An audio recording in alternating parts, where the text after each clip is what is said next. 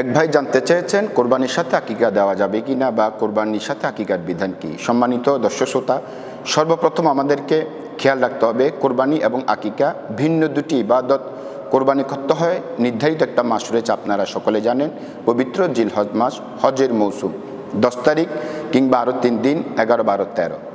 সুতরাং আকিকা কিন্তু এরকম না। আকিকা আপনি যে কোনো মাসে করতে পারবেন, সেটা হচ্ছে মহরম, সফর, বিলাওয়াল, রবিউসানি, জমাদাল উলা, জমাদাসানি, যে কোনো মাসে আপনি আকিকা আপনার নবজাতকের সন্তানের করতে পারবেন। তবে কোরবানি হচ্ছে হজরত ইব্রাহিম সালামের সুন্নাত।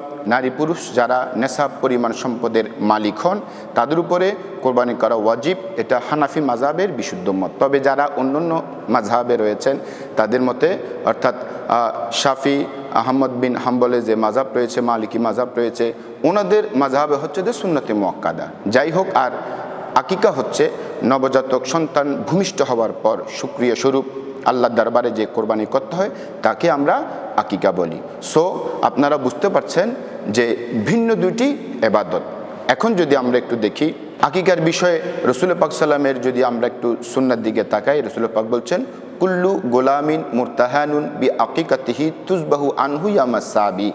নবজাতক সন্তান ভূমিষ্ঠ হওয়ার পর তোমরা 7ম দিনে তার আকিকা করো, এবং ওয়ায়ুসাম্মা, এবং তোমরা একটি সুন্দর নাম রাখো 7ম দিনে, ওয়ায়ুহলাকু রাসুহু, এবং তার মাথার চুল মুন্ডন করো। সম্মানিত দর্শক শ্রোতা, আমরা বুঝতে পারলাম এই হাদিস শরীফ দ্বারা যে নবজাতক সন্তান ভূমিষ্ঠ হওয়ার পর 7ম দিনে তার নাম রাখবেন, 7ম দিনে তার চুল মুন্ডাবেন, এবং 7ম দিনে তার আকিকা করবেন।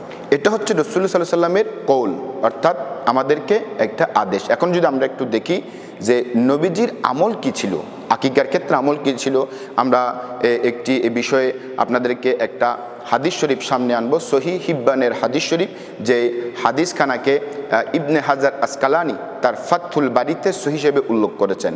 হাদিস বর্ণনা করছেন আম্মাজান আয়েশা সিদ্দিকা রাদিয়াল্লাহু তাআলা আনহা আকা রাসূলুল্লাহ সাল্লাল্লাহু আলাইহি ওয়াসাল্লাম আনিল হাসানে ওয়াল হুসাইনে ইয়াউমাস সাবি, অর্থাৎ ইমাম হাসান এবং হুসাইন ছিলেন রাসূল সাল্লামের প্রিয় দহিত্র নাতি। নিজ হাতে নবী করিম সাল্লাল্লাহু আলাইহি ওয়াসাল্লাম ইমাম হাসান এবং হুসাইনের আকিকা করেছেন ইয়াউমা সাবি, 7ম দিনে।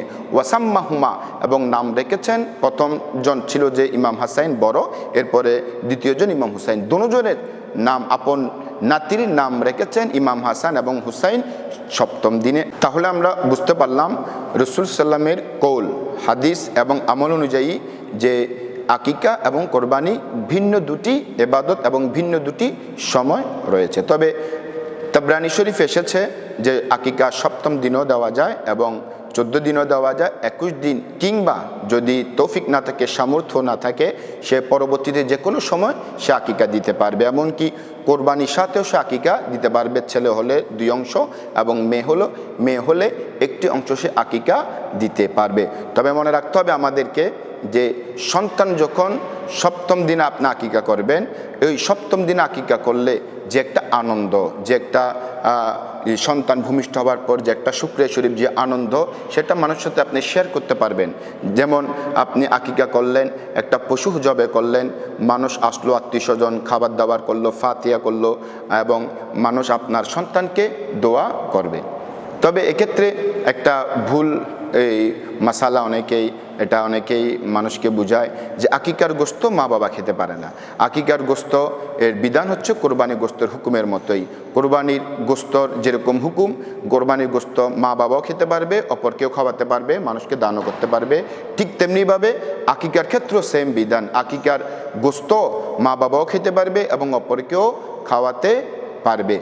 এক্ষেত্রে আপনাদেরকে যেটা স্পষ্টভাবে ক্লিয়ার করতে চাই, অর্থাৎ যখন আপনি এই আকিকাটা কোরবানির সাথে দিবেন, আপনার সেই আনন্দের মুহূর্তটা সেটা আর শেয়ার হচ্ছে না, এবং সন্তানকে 7ম দিনে যেরকম মানুষ দোয়া করবে, সেই দোয়াটুক থেকে আপনার সন্তান বঞ্চিত হচ্ছে, আপনারও একটা আনন্দ থেকে বঞ্চিত হচ্ছেন। আপনি যদি কোরবানির সাথে দেন, আপনি যদি যে কোনো সময় দেন, আপনার আকিকা হয়ে যাবে, তবে সুন্নাহ আদায় হবে না। যেমন আকিকা 7ম দিনে দেওয়া সুন্নাহ, আপনি অন্য সময় দিলে আকিকা আদায় হবে, সুন্নাহ আদায় হবে না।